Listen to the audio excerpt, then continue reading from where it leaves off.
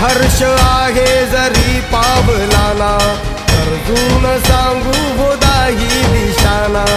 आयुष्य लावू हो आम्ही पणाला, आशा स्वप्न वेड्या तुझ्या लेकराला. आधार लाभो तुझ्या सबुलीचा, कौतुक करता तू दुःख हरता भक्तगणांचा दाता. तुझ्या भक्तीचा जागर केला ते वरदान तू आता. रूप निरखता भान हरपले सुंदर मंगल मूर्ती, नसा नसातून उभाणलेली आनंदाची भरती.